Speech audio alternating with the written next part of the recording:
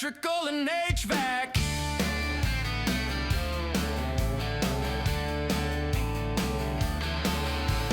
Welcome back to the Bold, White, and Blue podcast. Good afternoon this time, Justin. Got us a I'm nice off the hot seat today. You're off the hot. Me too. Yeah, we just Me get too. to talk about something else today. Let's go into something. It's not a fun topic, but we're gonna make it fun, and that's what this is all about. So today is a perfect example.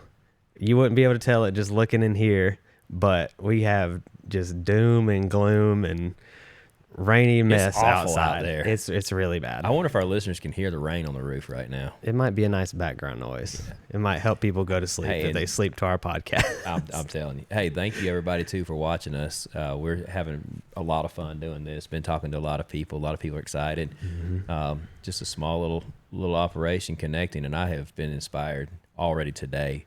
2 different people that I've met today as a result of this podcast. Mm-hmm. It's been really fun. So I'll tell you more about that later. Yeah, do you want to go into that now, or you just want to hold off we get right for a back. little Yeah, bit? I'll tell you about it later. But just really excited to get back on the air here. So this is a topic you brought to me and said, "Hey, what do you think about this?" Mm-hmm.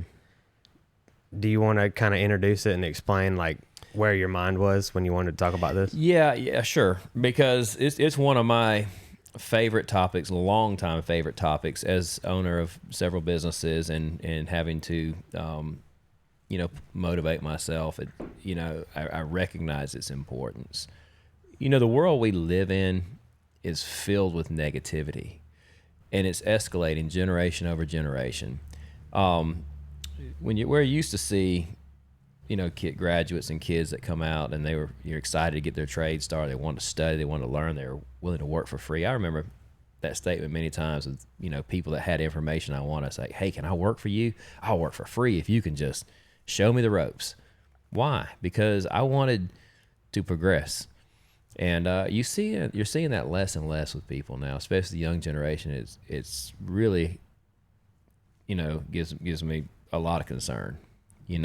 So a culture of negativity is setting in, and you can interrupt me anytime. I mean, I'm thinking, as you sit back and you watch the whole world and the way it operates, the news full of negative information, fear, anxiety, so you see a culture out here right now that everything is, don't try, you're not going to succeed, you're in your spot, stay in your lane. The government will feed you. People will help you, but don't try to do too much. And it's not healthy. Mm-hmm. We see our young people coming up, and they're dull. Mm-hmm. They're lackluster. When you see youth in nature, you see power, you see energy, you see exuberance, you see beauty, and those things are slowly dying in our society. And as an owner that develops people, it's a problem. Mm-hmm. So that's what I want to get into this. I want to talk about laziness. I want to talk about the media. I want to talk about, the opposites, diligence, studying, that press, that pain, what it takes to actually do something with your life. Right. Yeah. And it really is so prevalent. I feel like, I'm not going to say my generation because it's not that big of an age gap, but I feel like where I am, there is a pushback on that for sure. So I would say 23-year-olds-ish maybe to probably like 30, early 30s, right there. As far as people age now, I'm 27, so I'm like kind of right in the middle of that. Yeah. And there are always exceptions. There's going to be go-getters at 16 who are like, all right, I see something is wrong here, and I feel oppressed to get out of this. But I do see, thankfully, a shift that's there, and maybe it's just my YouTube algorithm feeding it to me and making it seem like that. Well, that's the guys I like to watch. But that's something you're hitting on right there. Like, you can control what you're watching, so if you allow, because bad news sells faster than good news. People want to watch negative or bad things more than they want to watch good things. Right. Generally, that's just human psychology. We're curious, right? But you need to take charge on your social media if you're going to do it at all. or take charge on your doom scrolling, as they call it. Take charge of what you're taking in, because those algorithms will reward you with similar content. So that's a really good point, actually. Yeah. And one thing that's actually, to be transparent about it, you know, I never posted on social media or went down that avenue. And honestly, one of the big reasons that I didn't was because I was worried about the reception I would receive. I thought, if I don't get, like, if it's Instagram, you set this number in your mind. Like, if I don't get 100 likes, people don't like me. We'd quit doing that if it was all based on on likes, man. We don't get very many likes or anything on this yet. Like, if I don't hit this number in my mind that I've set, I'm worthless, I'm useless. So I just stayed off it. I'm like, because I know how it would have affected my psyche at the time. So I was like, I'm not even going to do it, because I don't want to fight that battle in myself. Like, I knew it would come up. I relate with this right here. So, you know, we see some of these podcasts get views, and you say, oh, it got this many views, or this got this many views. And, oh, this one didn't get that many views, you know, and you begin to make decisions, or you think you're going to make decisions based on that. But we're not. Right. You know, we're totally not. Like, it doesn't matter if we get one view or no views. We have a message we're just going to keep putting out. And it does apply to people, even if people don't publicly like it or publicly acknowledge it. It's not really what this is about. But you're right. It can affect you in ways that you don't even imagine, that begin to slowly erode away on your confidence and your power, you know. And, you know, I like to think of youth as powerful. Yeah. Everybody's powerful. You know, nobody's stronger than the man in the mirror, no matter what you feel like. Talking to a customer today, and I was saying, you know, I want to hear your story. And I said, getting on here, I feel like my story's boring. I just do what everybody else does. And he says to me that I'm the same way. Well, man, I'm sitting there fasting. I have to talk to the guy for an hour. I was like, you need to share some of this stuff. What does he do? He does he explained it as kind of a hybrid of technical support, some programming, and basically brokering technical information between companies for like CRMs, things like that. So he had a whole bunch of stuff trying to describe his platform, but his level of understanding in what was happening in AI, what was happening in technology, what was happening in social media, where he thought ultimately this was going. Like, a lot of his thoughts outside of just his job were very interesting, you know, and I would love to know more about him. So I don't really want to put his name on here yet, but he is possibly going to come up here and talk with us. So. That'd be cool insight to get to, from somebody, because we talk about AI all the time, at least in-house, you know, we'll talk about AI and stuff like that, but to get somebody who's actually in that industry's take is interesting. It is. It's going to be good. He even told me of an AI podcast where AI has created the whole scenario, fake people, everything. And in case anybody's wondering, we are not an AI podcast. Oh, I'm real. These are real. I'm real. 100% genuine humans. Josh. For better or worse. I'm going to get back to what we were talking about, though, because I have an interesting statistic I ran across when we get ready for this, that up to 43% of Americans feel scared, anxiety, depression from watching the news and social media. You know how many people that is? Like 150 million, close to that. Yeah, 143 million people in the United States. Right. In the United States. That's like the population of like Japan and Mexico combined, I think. So every other person you run into on a daily basis statistically is probable to be depressed. Because of what they take in. Yeah. So what does that say? We gotta be careful what we take in. You know, your old saying, you are what you eat. You are what you eat. You know, young people, old people, it doesn't really matter. It's so addictive to get there and scroll those phones, get on, surf that web, ask AI all these things. But don't let it create you. Don't let it develop you. Because you could almost say they're taking over our minds, and they can create us now however they want to. They can enslave us. What's going to happen when AI, all of a sudden, they take it from everybody? So they feed it to you, which I love AI, but they feed it to you. They're probably taking a loss on all this technology, right? and all of a sudden you get used to using it. You have to have it. You're building everything, your business is built off of it. And then they put a little price tag on it. They start selling commercial spots, and then they put a little bigger price tag on it. I remember when a cell phone bill was like $30. It's not that anymore. No. Not even close. No. The particular customer I'm talking about, he was telling me, he said, think about this. He said, Microsoft sold software. Okay. Apple sells hardware. And Google sells your information.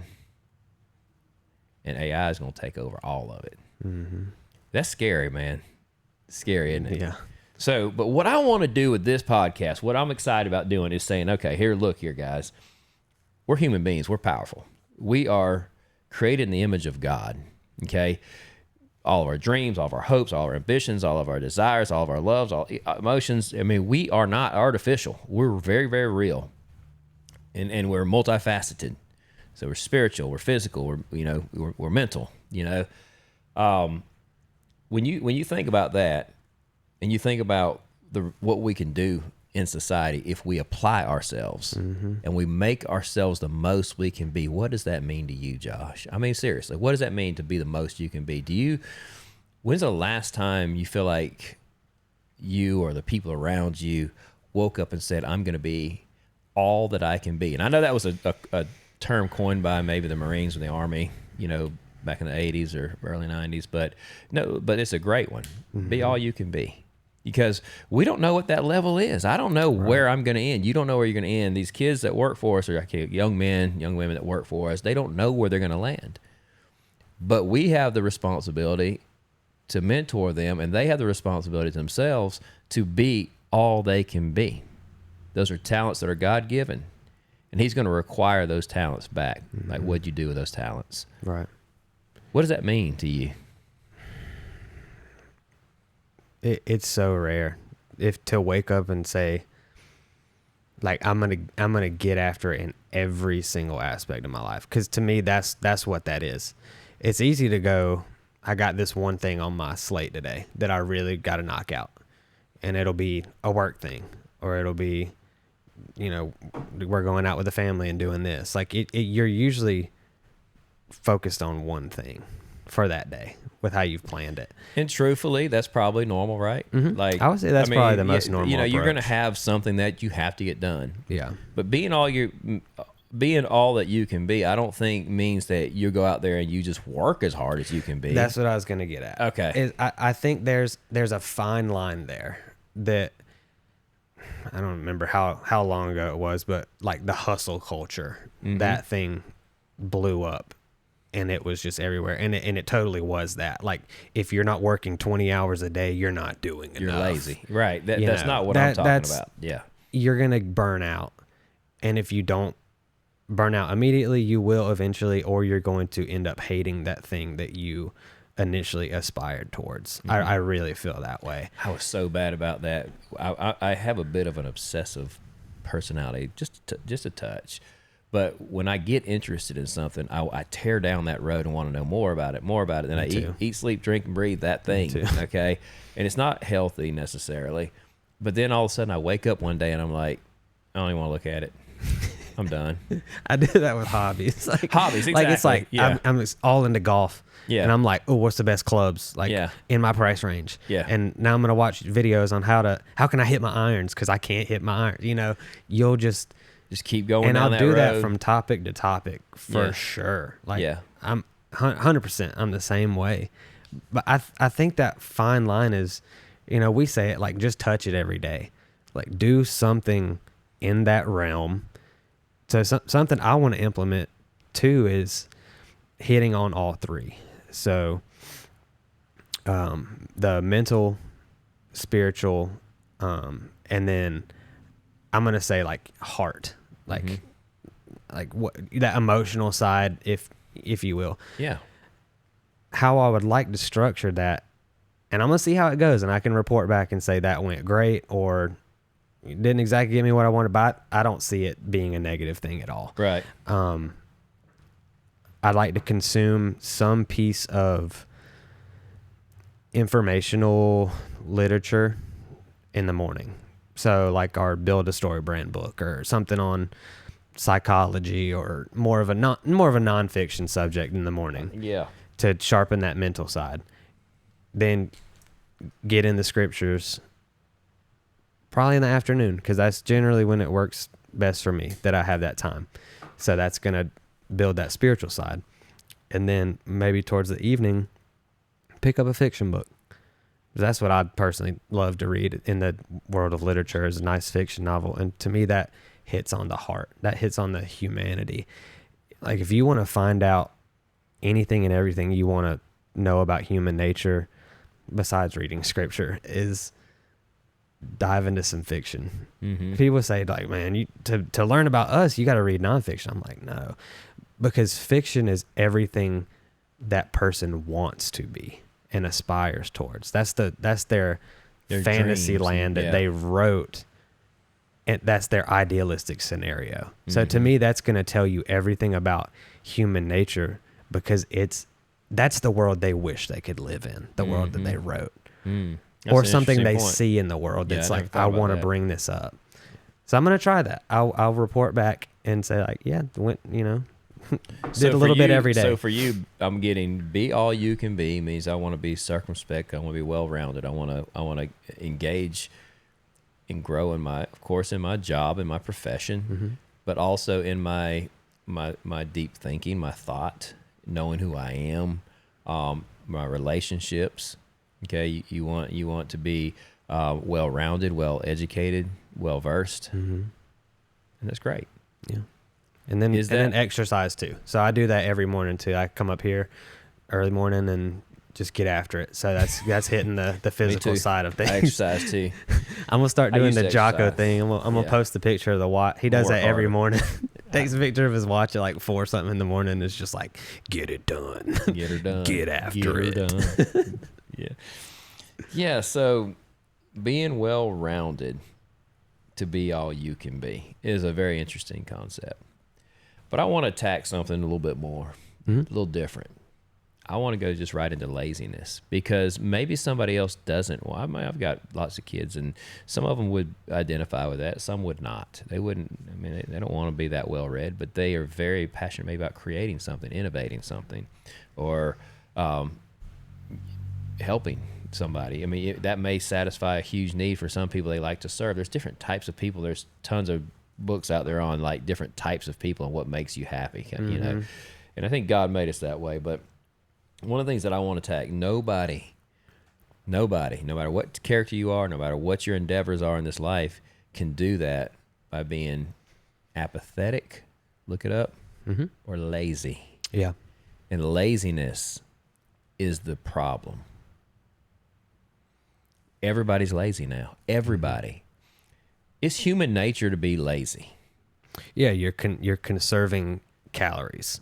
Like going back to old times when food is scarce, that laziness is built into us from that. Right. At least I think, and partially. And we're built in this encased in this body to survive this world, and it wants to make it easy for itself. It wants to feel good. It wants to be fulfilled, right? Right, and that's going to be more the flesh side. That's what the flesh wants. That's what what we are. We're flesh, right? Yeah. So that's what we want to be. But something inside of every human being knows that that's not what makes them happy. Every alcoholic started out to feel good, to be relaxed. Yeah, I'm just having one with friends. Endorphins. Yeah.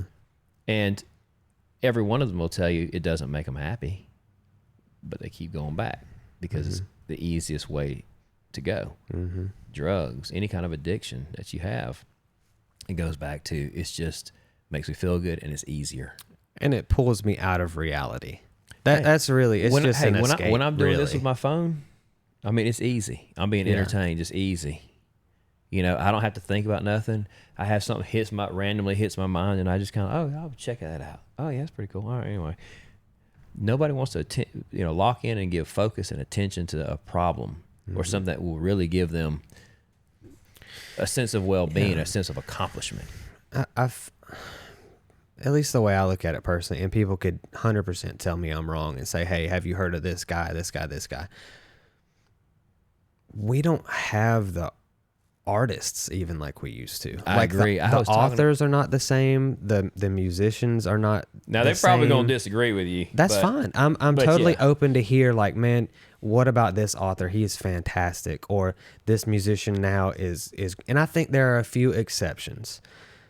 But as far as to the level it was when people were able to just focus in on what they loved and there wasn't that distraction, like you saw the most incredible, like they're called the classics. Like that's what I love to read. Like I go to the classics section. I'm like, give me all of those. We should do an experiment where both of us turn off all devices outside of maybe uploading this, like all devices. No AI, no nothing, and we simply create. I bet we'll be dry for a week or two before our brain starts to recall the ancient way of doing things. Yeah. Because could you imagine how rich people's lives were that used to wake up with the sun, work, the sun's going down, they come back, they sit around, evenings, there's nothing. There's a fire in the fireplace, or they're sitting outside on a porch or out under a shade tree. Right. And then what? What happens after that? Right. Imagine your world with no TV, no radio, no phone, no youth program, probably not even a church on every corner, just your people. What do you do in a world like that? Conversation. You begin to conversate. You begin to observe. You begin to, how do you think they learn to navigate the ocean with stars? What else are you going to do? Yeah. You go on a deep sea fishing trip with your kids, they make sure they download something now on their phone so when they lose service, they have something to entertain them.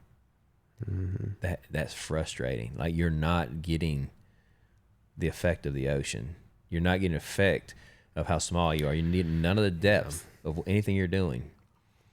But I like to go back to the way the ancients had to have done things, the ones that wrote and chronicled the stuff that you see in the Bible or the stuff that you see in the great works of literature. Like, how did those works happen? Have you ever, I'm sure you have, sat down to just write something really deep and organized? The funny thing is, I remember in elementary school, maybe it was middle school, an English teacher had us free write. We had to start writing. And you write for a few minutes and the thoughts just start to lock in. Right. And then you just start to write. I did the same experiment not long ago, and it was not nearly as quick or as deep as it was when I was in middle school. And what I remember of it anyway. And I thought, why is that? Is it not that I'm so pulled in so many different directions that I have no ability for deep thought like I used to? Probably. I can get the information so easily now that I don't have to actually understand. I can just find the knowledge. So our minds even have become lazy. Our bodies have become lazy. That's why we have obesity and diabetes and outside of the food things. But we have lots of even health and mental conditions happening as a result because we're just a lazy, entertained society. This platform is supposed to be about plumbing, right? HVAC, bringing people in. But this affects every single business in America. Yeah. Every single business owner I talk to, like, you can't get no help. Can't get no help. And you can't get any help. You have to build help. I had someone call me today. He says, man, I've trained this guy, and he went out on his own. We've experienced that. It hurts sometimes. I mean, you put a lot of work into somebody, just leave.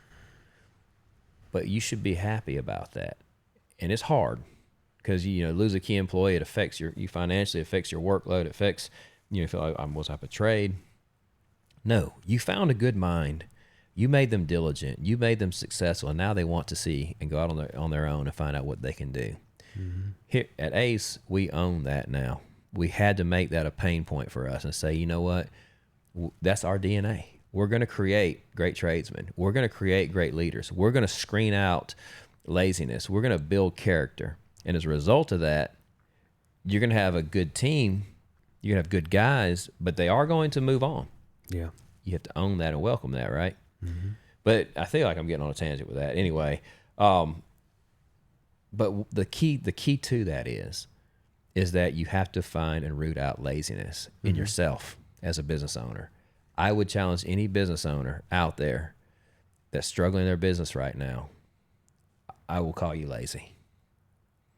You say, well, Justin, I mean, I work 60 hours a week, let's say, on my business, 70 hours a week. Are you working, or are you going through the motions? I think there's a big difference in the amount of hours you put in or the amount that you put in that hour. That's right. I think there's a massive, I could grind for 12 hours uselessly, or I can give you a very quality, we'll sit down and have a 2-hour marketing just conversation with each other. Just sit down there and talk, and you feel like you're refreshed. You got so much out of that, and I'm walking away like my mind, it's like you said, it opens back up. It's there. You dust off the cobwebs and you can think again. So how do you open your mind? You got to put away some other stuff. Sometimes you just have to talk to somebody else. If you're a business owner and you're an independent guy or lady, and you're saying, man, I've always done it myself, I advise you against that. I think you need to find somebody in your company, in your organization, or outside your organization that you meet with that can help you communicate and open up the windows of your mind. You cannot do it alone. If you do, you're going to go into all the things that you read. You're going to go into all the AI, and you're going to look just like everybody else. Or you spiral because you're in an echo chamber. You're just hearing your own opinion over and over and over. I've been there. And then you just become that. And you shut off everybody else in the world. And even that's its own form of danger. It's like, I'm going to get after it so hard that I'm going dark. I'm not talking to anybody. I'm going ghost mode. I did that one time. It was 2007. Those of you that were in the building business, you'll remember that. Literally, I decided to go dark. Like, I remember saying, okay, I'm going to go and get every bit of information I can read about the home services business and the home building industry. And I'm going to my basement, and I'm going to lock myself in a room, and I'm going to get online. I'm going to figure this stuff out. And when I come out, I'm going to know it all. Now, I learned a lot of things, and I locked myself down there, and I smoked cigars and had my whole basement smoked out. My wife probably thought, man, what is this guy doing? Like, he has lost his marbles, and I might have for a little while. But anyway, I've been there, and I can tell you now that it was not nearly as instrumental as one of our sessions where we sit and we talk about what's really happening. Yeah. Let's be real. Like, forget all of the layers of how you're supposed to do business and get to know your neighbor, get to know your friend. Yeah. And then when you get to know them and they trust you with a project, work as hard as you can and as smart as you can and as diligent as you can to give them the product. It's so funny. Every time someone I know calls the company, I find myself running in there. That's so-and-so. They're a friend of mine. Whether we're close or not, I know them. They know me. Like, let's make sure you get everything right. So why don't I do that for everybody? Because I probably haven't met them or engaged with them yet. And so one of my focuses as a business owner is try to meet and know everybody that I can in my company so that when I get the opportunity to serve them, I work as hard as I can to deliver the product and more than they expected from me. Yeah. And that gives me a lot of self-worth and value. I had the most amazing day today. I mean, I had to come back and do this, and I want to talk about this, just meeting people. I have a story I want to tell real quick. I began my building business building trusses for a small lumber company down in Pensacola, Florida. It was called Wicks Lumber, and it was brutal work. I was on oak tables, and we'd nail out these jigs and build trusses, flip them over, and I worked with a rough crowd. My foreman had done 20-something years in prison. These dudes worked with their shirts off in the sun, long braided hair, tatted up. I mean, it was like it was mostly ex-cons, good dudes in a sense that they were hardworking, and you learned a lot of things from them just as far as just the way men work together. Like, you knew when you stepped out of line, it was kind of almost like a young puppy getting thrown out there with a bunch of older dogs. They take them in, but man, you cross that line, they'll pop you, right? It's that kind of organization. Anyway, I haven't thought about that in years. I went on to the building business and got back into the trades and did this business. I was working for a customer today, and he's a manager.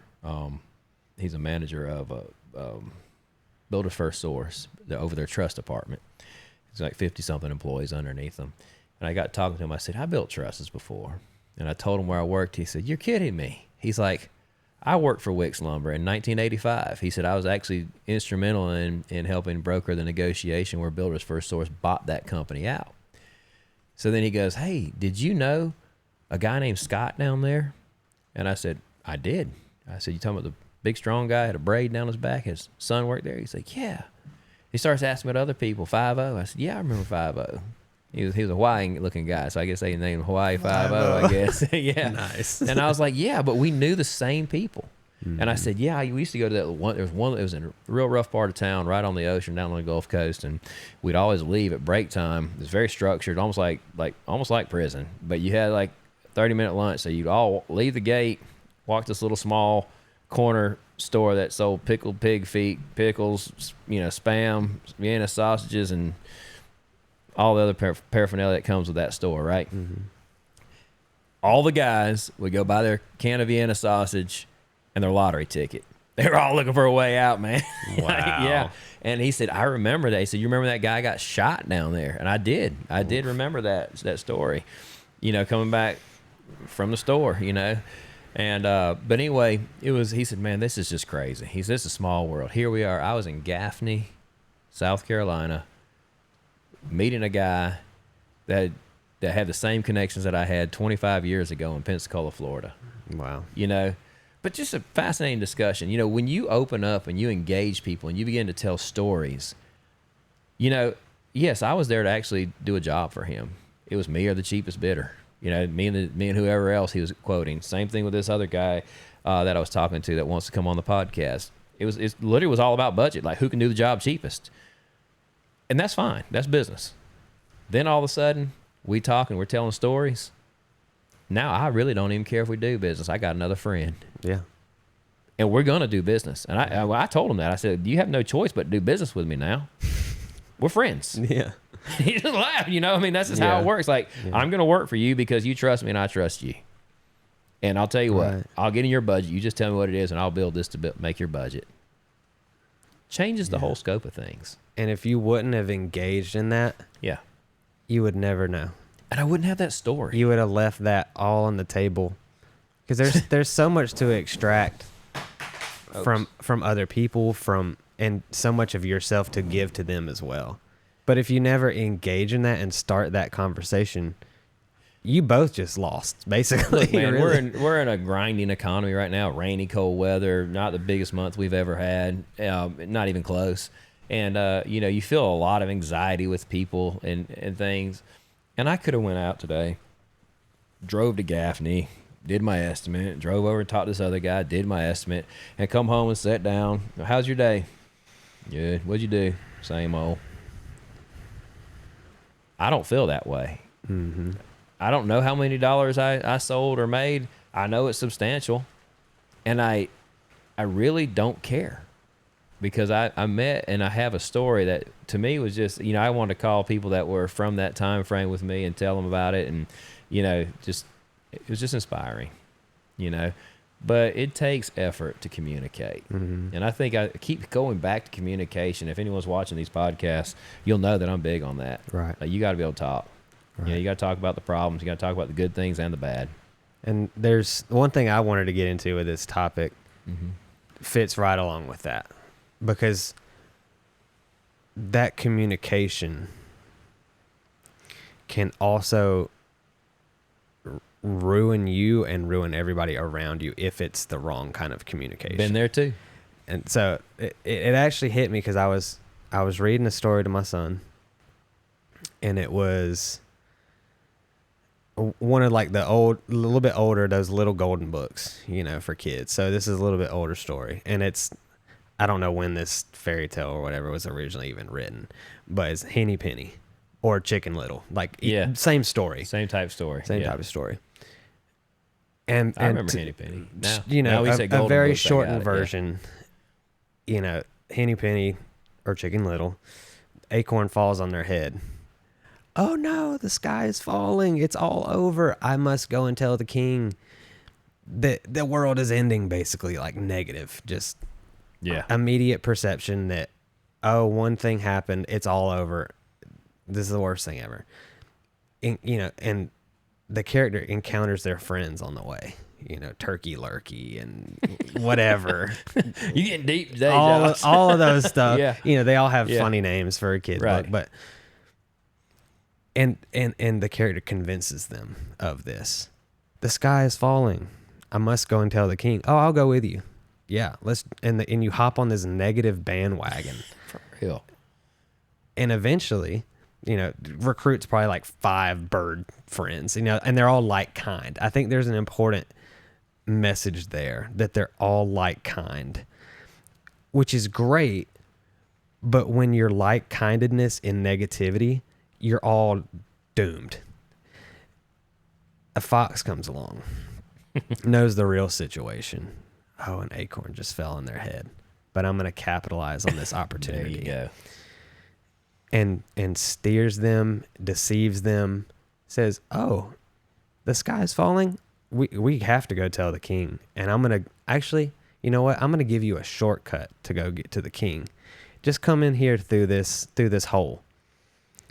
The hole is where the fox lived. He's got a hungry belly. You can see where this is going. In the original story, the fox kills all the birds until it gets to the last one, and I think one of the other ones screams, and so that she hears that and goes off, And then in another version, it's like, oh, I've got to go lay my eggs, so let me go do that and take care of that. Which also I feel like is very important because it gives you that sense of when you have that purpose. Mm-hmm. That purpose can also keep you out of these negative situations. And I don't know if this was the point of the story, but one of the things that hits me right here is like, even if the sky was falling, can you control that? No. Okay. Oh, the whole world's having a meltdown. Oh, we're in a recession. Oh, the dollar's down. Oh, my stocks are down. At ACE, we really fight for a culture here that we don't watch the news. I don't tell my guys they can't watch the news but I don't. And our mentality is, and I learned this from a mentor, but the news has no bearing, zero bearing on you waking up, putting your pants on, your boots on, and going to work and putting one foot in front of the other. Right. You could be in World War III. If you're not on the front lines and you're not out there and you're not deployed, it has zero impact to you. You have to go and keep your country running. Right. And if you have that negativity, really the point I got out of it was you'll destroy everyone around you and lead them to their own demise. And somebody out there who knows better than you is going to take advantage of you. That's what I got out of that story. It's like they're going to use your doom mindset to their own filling of their belly, basically. Whether that's they're going to scam you and take your money, they're going to find a way to be in a relationship with you, what you think is a relationship, but for them is not a real relationship. Whatever it is, somebody who can see that situation for what it is will take advantage of you. So there is an own strength of yourself to avoid that mindset too. Yeah. And to just recognize reality for what it really is, We along that line, negativity does spread fast. Like you said, it spreads faster than positivity. So you have to really have a mental focus to stay positive. Yeah. If I can just influence one person listening to this podcast that's dealing with financial issues, relationship issues, directional issues, like what's my purpose? What do I need to be doing?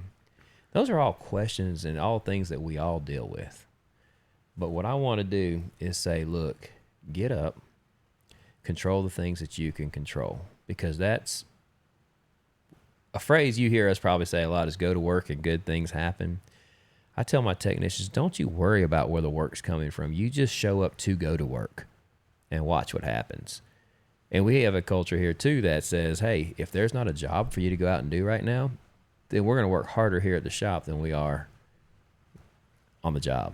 So with our training center, that is actually, while it is instrumental in training guys, technicians, and even other people's technicians in the future, more importantly, it originated because we're not going to let you sit idly because it's a little slow. We're going to build something. You're going to be part of something. We're going to do the best we can. And you know what? We can't hardly get the thing finished because we're always working now. Yeah. So that's a self-fulfilling prophecy. I promise everybody right now, if you don't know what to do, just go to work. If you're sitting there, you don't have a job coming in and the phone's not ringing, go do something free. I don't care, but get up and go to work. Paint your house. I don't care. Well, Justin, I don't have enough money to paint my house. Then clean your house. I don't care what it is. Just get up and go to work, and everything will start to happen. Right. And I used to raise my boys that way. People, I have really good boys, older boys. I have good kids, but my older boys all are a commodity, like literally in their circles. People, by the time they were 13 years old, I had to tell people, call me if you want my sons to help you or my daughter to help you, because everybody wanted them. Like, oh, they're very capable 13-year-olds, 14-year-olds, 15, 18, all the way through. And it's like they could almost get into child labor at different times because everybody said, you think they can come over and just help me with this and help me with that? Because they were getting almost grown man work or knowledge out of these kids. And everybody's, but I was a pretty relaxed dad. Like, I didn't really overly manage them, their grades. I didn't overly manage, like, if they got into some trouble. I had some pretty simple rules, for them. But one of the things, one, I didn't tolerate drugs. I didn't tolerate laziness. I mean, number one, and a few other things, but and respect. But with that, I used to always tell my boys, I don't care, and they've gotten into their things. I don't want to say it on the air. They've gotten into their things, and the first question I ask them, where are you working? How many hours are you working?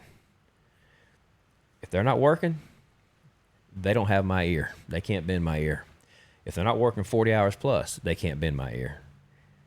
And the reason I say that is because when people go to work and they find purpose, it's a great, it changes the way their thought process works. Let's say you love to drink, okay, and you go out on a Wednesday night and you drink really hard, and you have to wake up and be highly productive the next day. How does that feel? That's a bad day, right? Mm-hmm. So you lay out, right? You just lay out. I'm not going to come to work that day. So then you come in Friday, you feel okay, and then you say, Monday I'm going to drink again. Then Tuesday you come in, you say, man, I hurt really bad from drinking all night. Monday night I'm just going to lay out again. What's going to happen to you over time? Obviously, you're going to lose your job. You're going to be very dull, ineffective. Right. But see, because you made allowance because you wouldn't go to work, you'll keep doing it. I'm going to tell a personal story right here. I was a builder, framer. I had 7 framing crews. We were those guys that went out and worked and, out because people weren't there. We'd have our shirts off and we'd drink beer after at the bar and, just that hard construction life, many, many years. One night I decided to go out with my guys. I didn't do it often with my guys, but I did go. I said, I'll go out with the guys. And back then it was Charlie T's on the lake. We're going to have some beer. Well, beer led to 2 beers. 2 beers led to beers and beers and beers and beers. Well, told everybody I'll see you at 6 o'clock in the morning. And I think they all made it. And some of them, it was bad. Throwing up on the sawhorses. Like, fortunately, we weren't customers' homes or anything. This was rough out building new construction homes. And I was just up there. I remember the pain was unbelievable as I would drink water and hurt again and hurt again and hurt again. And I would not go home, and I would not let my lead guys go home. My other guys, they just said, I'm done. Mm-hmm. And I said, we're going to stay here because I have a very simple philosophy. You go to work no matter what. and you put one foot in front of the other and go to work, and good things will happen. The good that came out of that is I didn't do that. I don't know if I ever did that again. Okay. Because that, I can't, you know, I'm a position that's not acceptable, you know? And I've had those battles, you know, with alcohol. Now it wasn't to the degree of some, but, it was enough. You know, it's enough for me to continue to remind myself that, you know, no matter what happens, you go to work. And I used to tell my boys, and you partied too hard, you better be at work. Yeah. And you know what? It's really limited how much flesh, as you say, that they'll give themselves over to. So there's a lot to be said about diligence. And I feel like we're just scratching the surface. Almost like we might need to have another episode on this. I'm sure we can have 100. I mean, it's such a deep topic. I don't even think we've scratched the surface yet on what we really want to get into with some of this stuff. Right. And that is such a true thing, because it only takes one night, really. Alter your life. Well, yes, that too. I mean, you could get in a car and drive and mess somebody else's life up. Your own, it happens. And I've been there. I fortunately haven't ever hurt anybody, but yeah. And you know, I'm not ashamed to say it. You know, well, I would say, I take that back. I am ashamed to say it, but I'm willing to say it. Yeah. So that I can change other people. Yeah. And the other people don't put me on some sort of pedestal and say, like, you have a perfect life, you never get in trouble, you don't relate. I relate. Yeah. You know, I've had my share of things. Right. But I will tell, and anybody who knows me will tell you, even my manager will tell people, say, Justin, if he's pushed into a corner, will come out here and he will outwork every one of you if he has to. And I would say I take some level of pride in that. Okay. And it served me well. Okay. And I don't want to lose that edge. You know, I don't want to sit in the office. I don't want to do these podcasts and lose that edge. I know tomorrow we're going to go out. I told Shane, I said, we're going to go have a throwdown.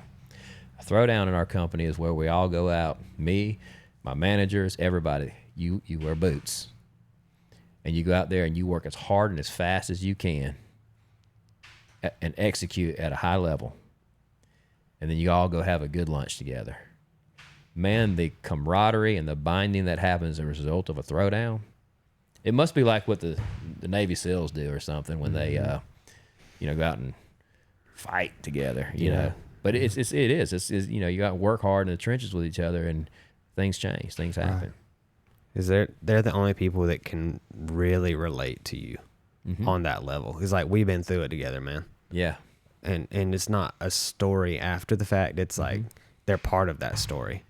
They're like, yeah, I mean, we were right there. We were in it. And they're almost saying it with a smile. Right. Because it was so bad that you kind of have to, like, yeah, you got to smile through it. I mean, I do want to share stories. I mean, tomorrow's going to be interesting. I mean, you get into this little mill house and you're ripping out plaster and you got mud on your boots and, you know, you're crawling under crawl spaces, pulling new pipe, cutting out old cast iron pipe and galvanized pipe, and you know, and it's just, I mean, you're filthy and you're wearing. I mean, I'll put it on Facebook. I'll let everybody see the throwdown tomorrow. But everybody in the company that's a manager's got to be there. You know, they've got to throw down. So that's how we challenge ourselves to stay diligent. You know, to stay hardworking, stay focused. When you do stuff like that, it doesn't really matter about what feed is on your social media. I promise you. I mean, you're feeling pain, and you're feeling life, you're feeling success, and you're making money. Yeah, and you're providing for your family. You got a brotherhood. Those are the things that are real. Get off the phones. So if I am somebody who, you know, if I'm lazy, or if I am negative, I know you kind of touched on it a lot with as far as like, we'll just go to work. Like, is that step one for you? Like, if I'm saying, I don't want to be lazy anymore. I don't want to be negative anymore. Is it just that, like, just get up and go to work, or is it something else for you? For me, and I can only answer this for me, I have to get sick of myself. I have to get good and disgusted with who I am. Like, if somebody had to describe me unvarnished, and the first thing out of their mind was, kind of lazy, a little soft, that should make you sick as a man. Just should. If they say hardworking but I can deal with it. I really can. Whatever's after that, but I can deal with it. It's like, you know, dude can throw down. He's a hard-working. Generally, behind that, people say good dude, but got some issues or got, you know. It's amazing how that willingness to sacrifice yourself to provide for somebody else helps even society overlook a lot of things. So for me, I have to get good and sick of what I'm seeing. Mm-hmm. And then I have done this. I know there's an old saying that says, you know, look at the man in the mirror. I don't know if you've ever done that, but literally looked at yourself in the mirror. Looked at your eyes, look deep in your eyes, and ask yourself, what am I doing? Who am I? Mm-hmm. I can control this, and I'm going to. So is that like whenever you feel some negativity starting to creep in, is that like your hard reset? Just doing an exercise like that? Yeah. And generally, I'll put myself in a painful situation. I will hit a weight bench. I'll do squats. I'll do something that will actually make me hurt my flesh. I don't want to do this. I don't want to do this. Yeah. I'm going to read this boring book. I don't even want to do this. Yeah. I definitely buy into that because I've done that too. Like, I think there's a big advantage if you put yourself in what should be the worst part of your day voluntarily at the beginning of your day. Mm-hmm. Everything after that is easy. Mm-hmm. Hopefully. I mean, something crazy could happen. Even if it's not, the fact that your mind said you can win and you just beat a very painful situation. You're more prepared. You're just prepared. Yeah. You're just locked in. Yeah. Like for me, it was cold shower. Like I would get up and, you know, you get in there and then it's like, all right, I'm going to set my timer on my watch for 3 minutes. I'm going to crank it as much as I can handle for cold. And then I'm going to start my timer.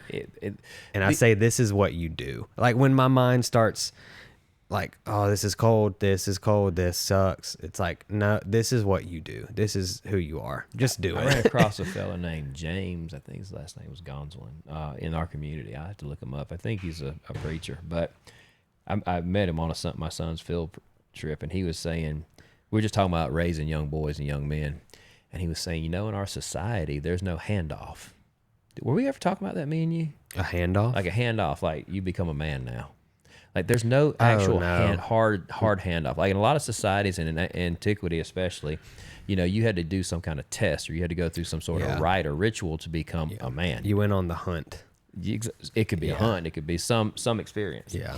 And he was telling me about a book that talks about, you know, raising young men and how him and his son set goals in this process of becoming a man. And it can be simple things like, you know, we're going to swim this river. You know, when you swim this river, you know, you're at this stage. You know, can you hike through these woods at night by yourself with a compass or GPS and come out back to the truck?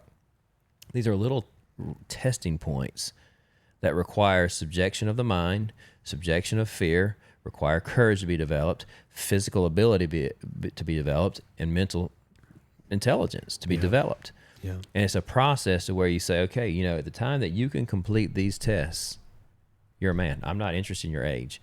Because in our society, what happens is people say, oh, he's 18, he's a man. Mm-hmm. That's a lie. Yeah. You know, I've got 13-year-olds that are physically men now.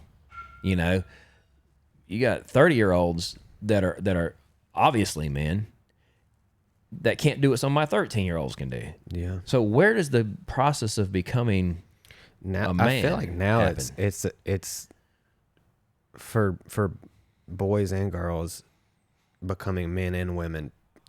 I feel like now societally it's like a sexual thing. Like, oh, they're not a virgin anymore. They're a man. They're not a virgin anymore. They're a woman. Like, right. I feel like that has become that's label now. Probably always been some part of that, okay? But we know that it goes so much deeper. Mm-hmm.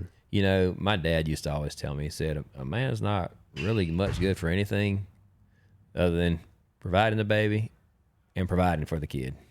Like when we stop providing something to our homes, our children, our family, to the community, to society, men generally are kind of done, you know? Oh yeah. And, like retirement to like elder state is so rapid. Yes.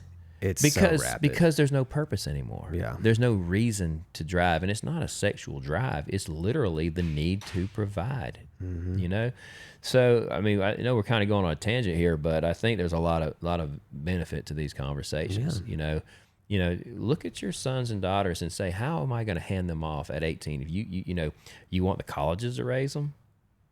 Boy, we don't even get me started that's there. Another episode. Yeah.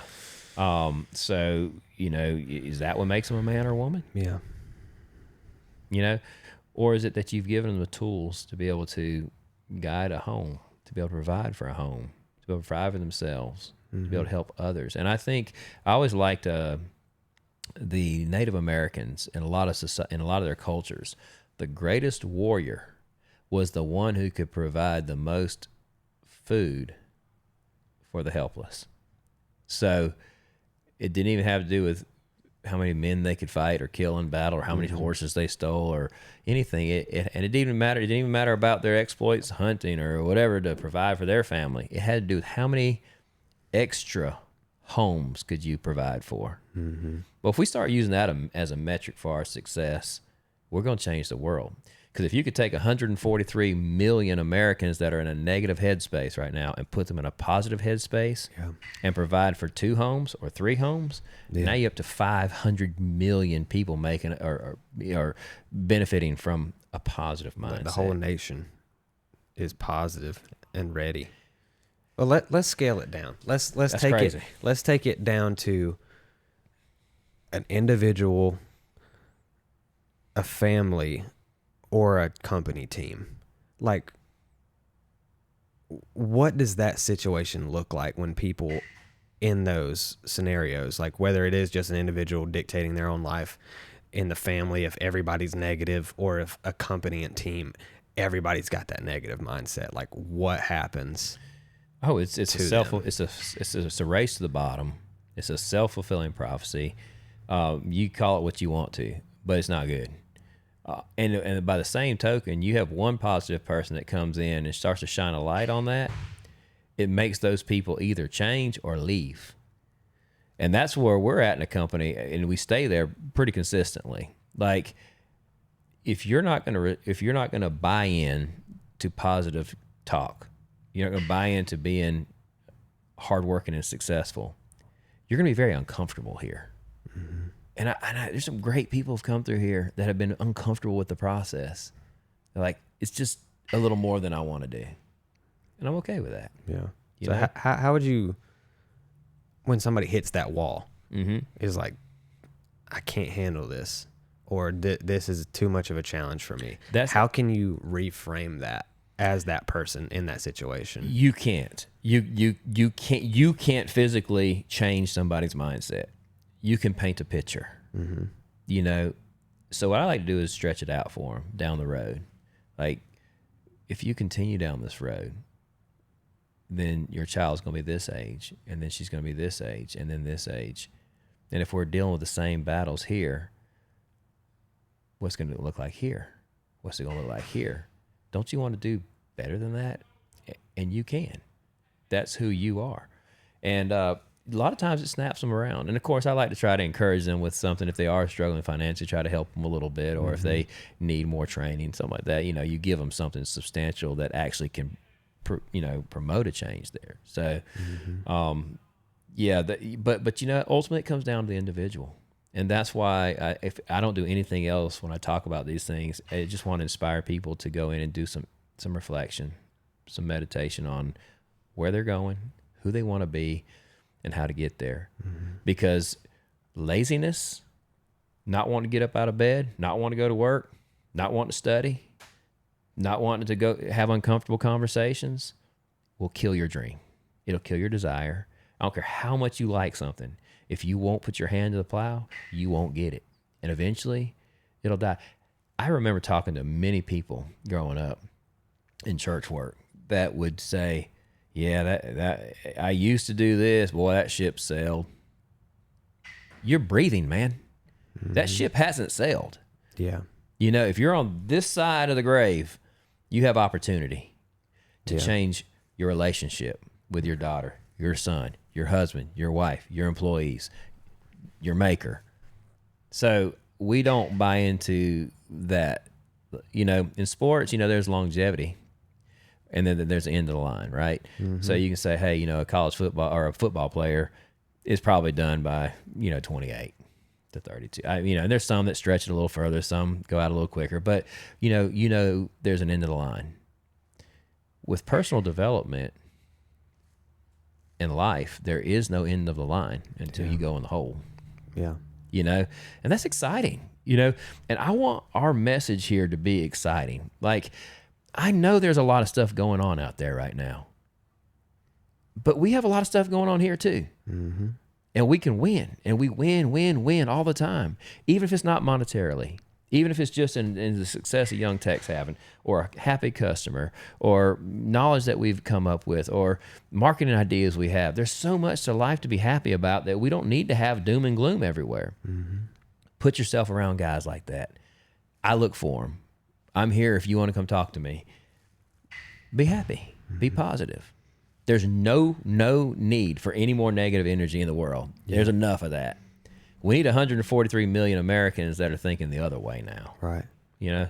So it is so easy to feed that negative every day by, like you said, just picking up the phone, flipping this on, whatever.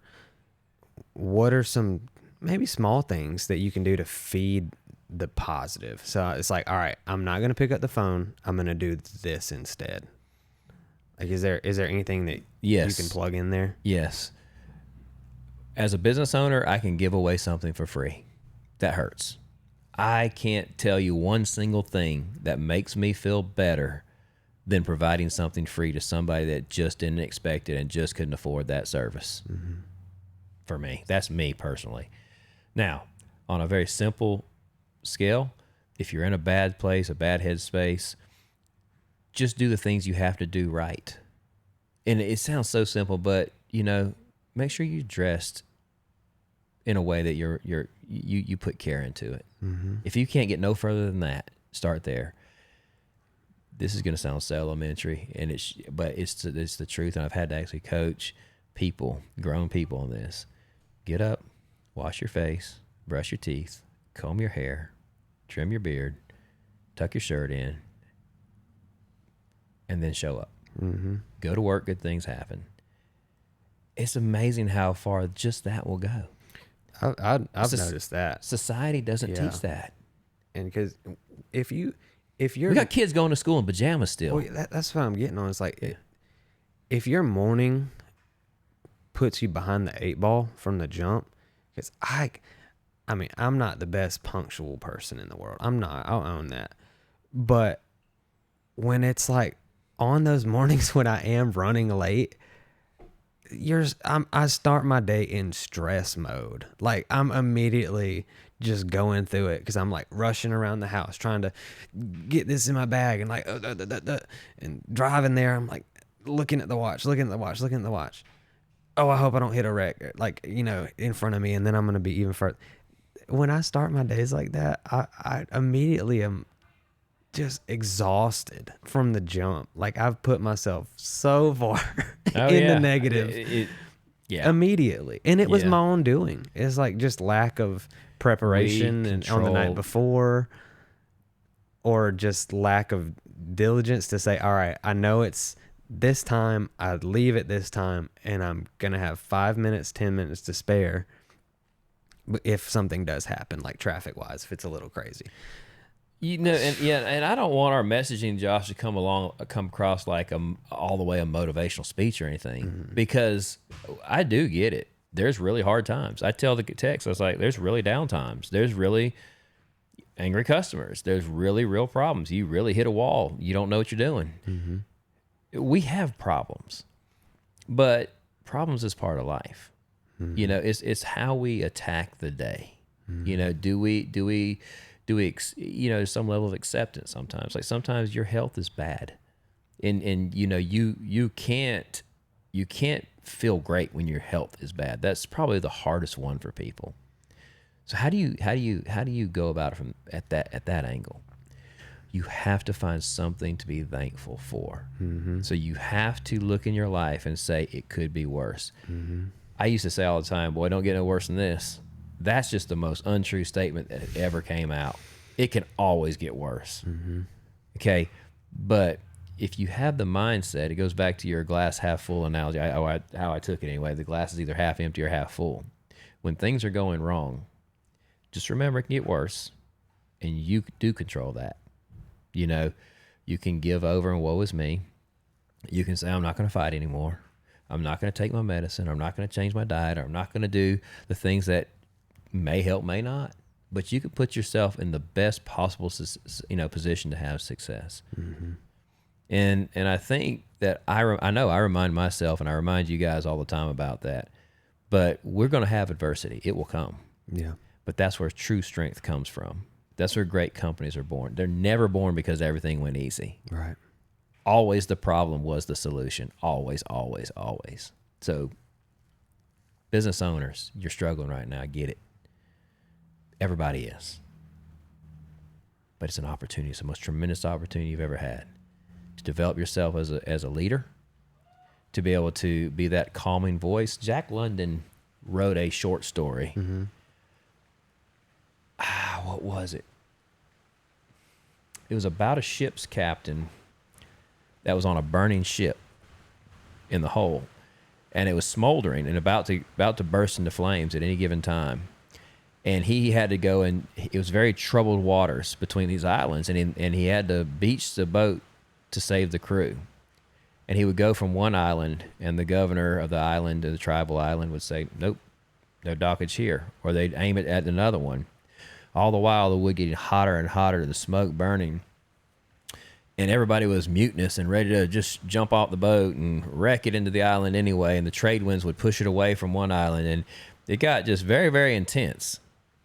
But he never lost his cool.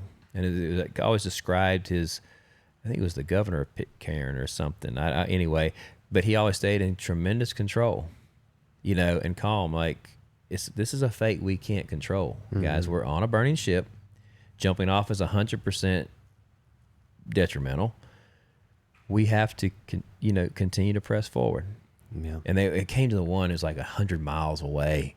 And as it docked, it burst into flames, But he was unflappable, and he was calm. He was reassuring.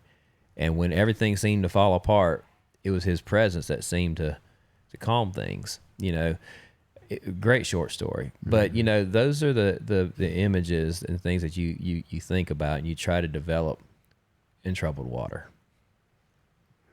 To me, that hits on one of the principles we have is like maximum yield. Yeah. That's something that you teach a lot. It's maximum yield or minimum yield. Mm-hmm. And I really think that story shows what maximum yield really is, because it's not, hey, everything is already going great, so let me do my best. It's like, am I going to do my best when the ship is burning?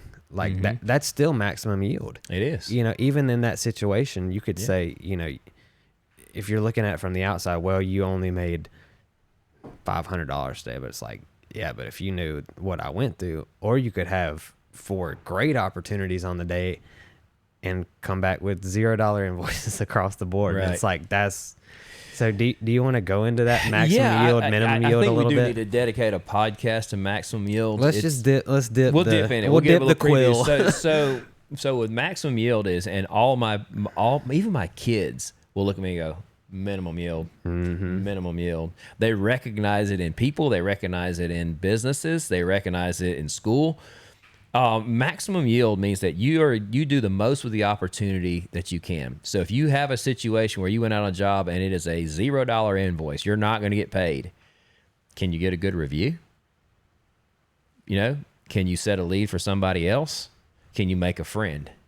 Can you do something to receive payment on that job? You notice I said payment because a friend is payment. A 5-star review is payment. Just helping a widow is payment, and money is payment. So we don't allow anybody to come back and say, man, I didn't have no opportunities today. What do you mean?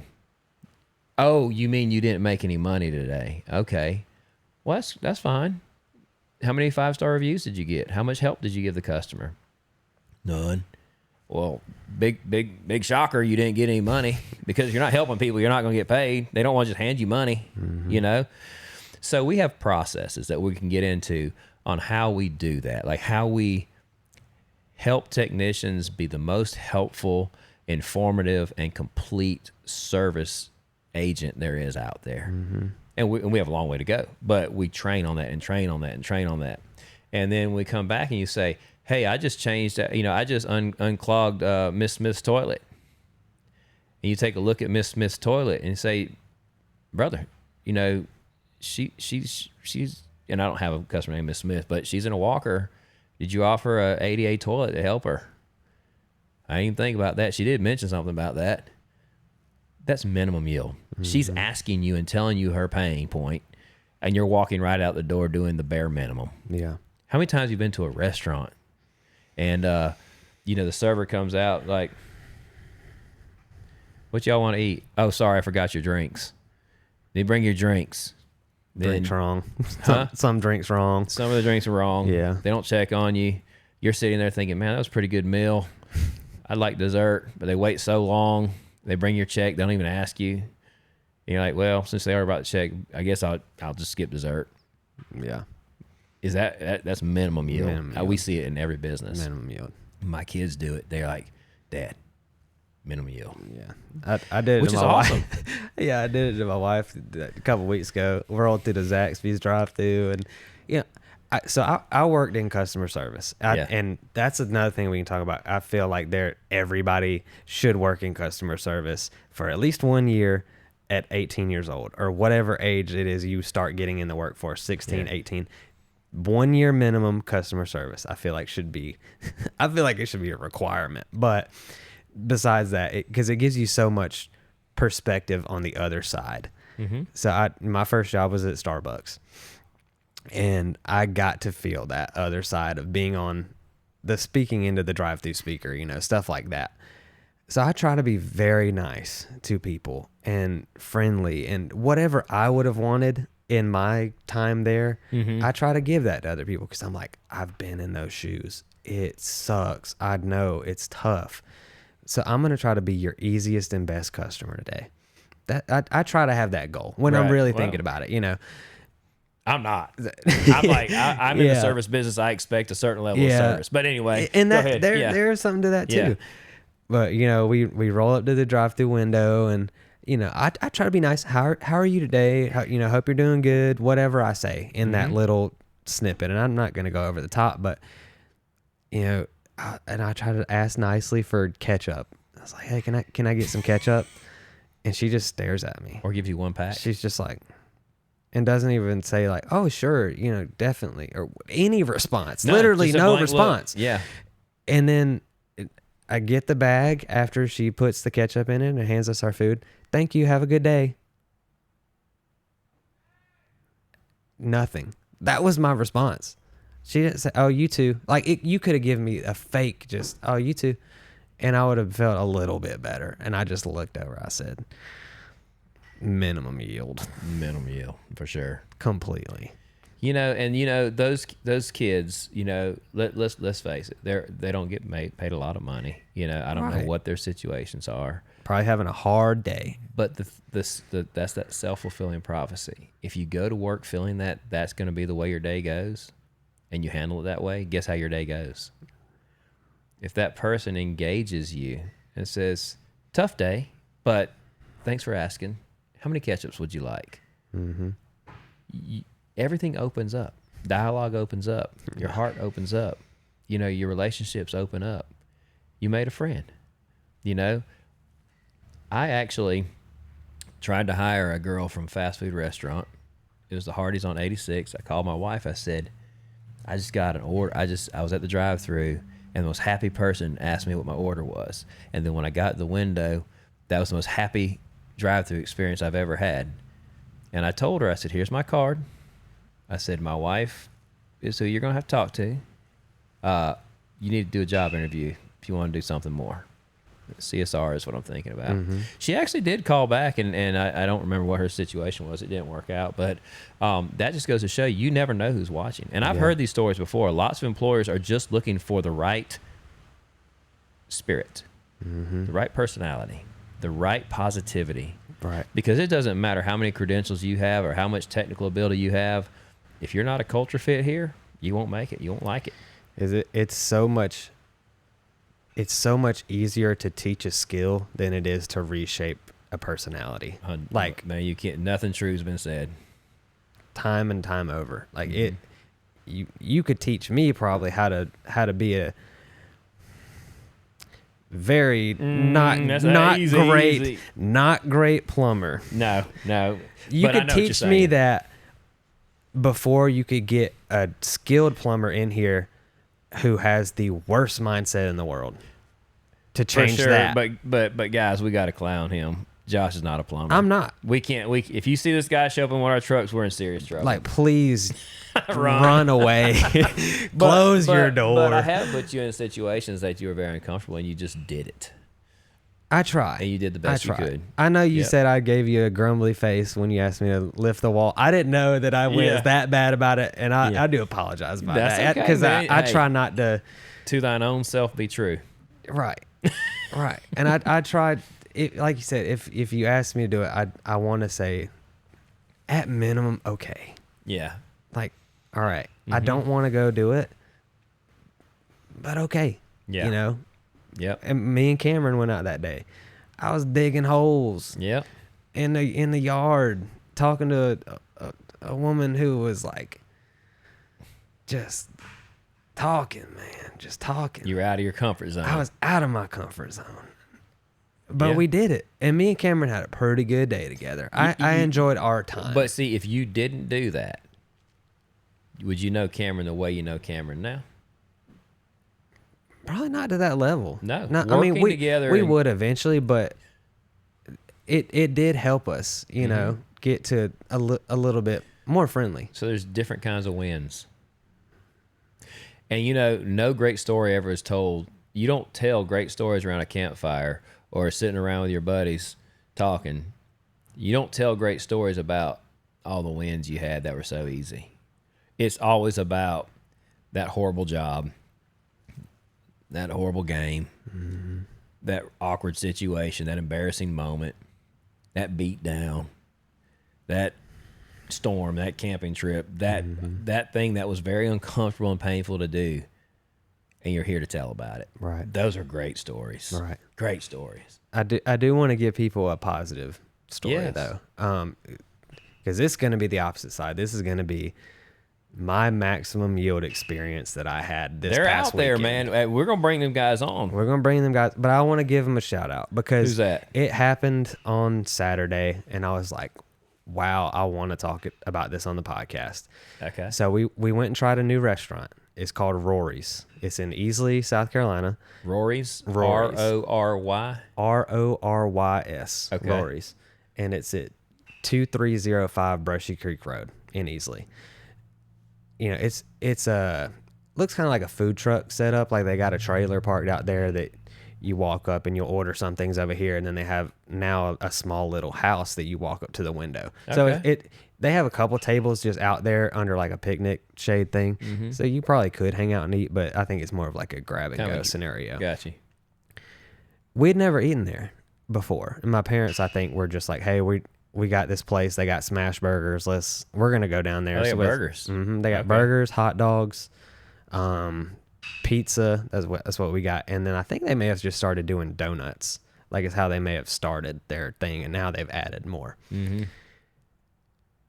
First off, the food, the pizza, my wife opened up the box and she said, that's the best looking pizza I've ever seen in my life.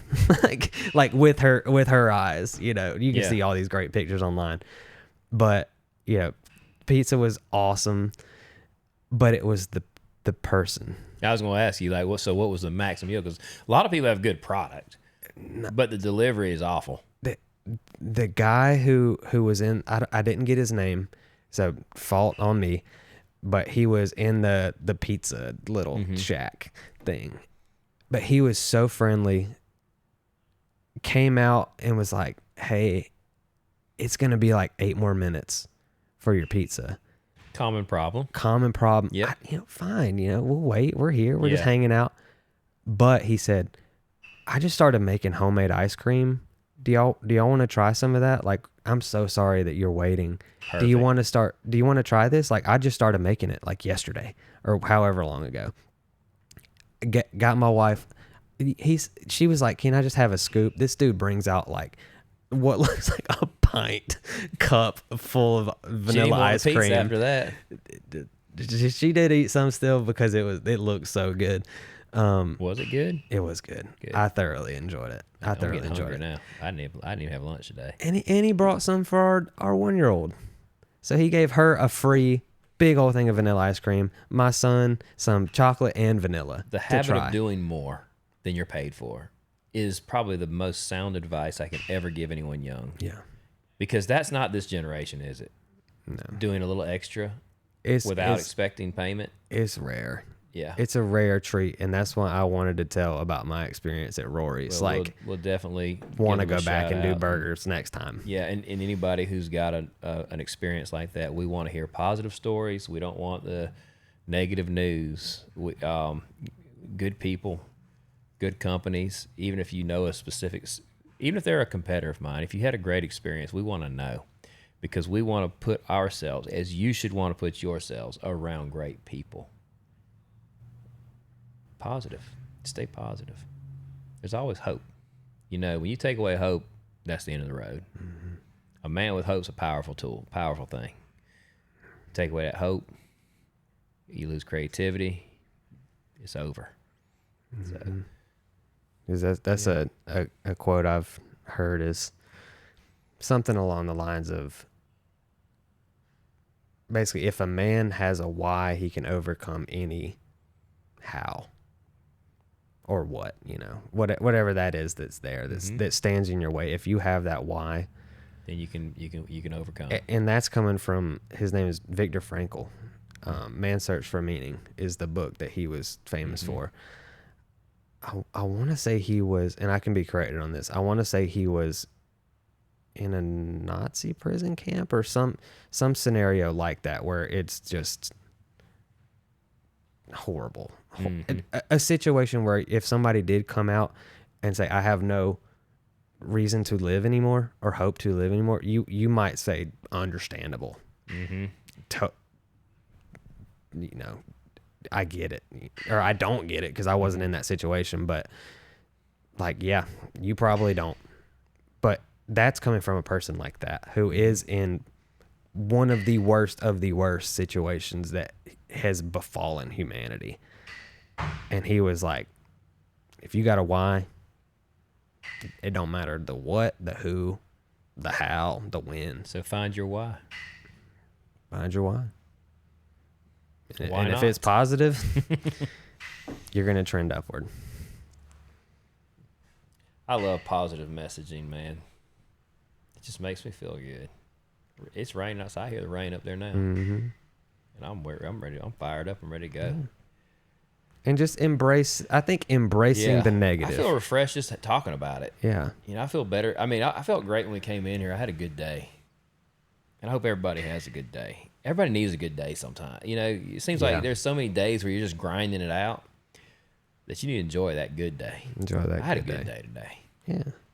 I brought goodness to you today, didn't I, Josh? You did. I know. I had to jumpstart you a little bit today. I needed quite the. Yeah. Then you came in here quite the jump. and your podcast equipment was breaking down, and it did. It did. And that's interesting. It happened right before this episode. Right before this episode, you had some adversity. That record button on that for a half hour.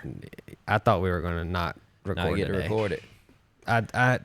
I had that thought in my mind. Like, it's probably not going to happen today, but we pushed through. But we had a maximum yield mentality. We got our little podcast done. There it is. There it is.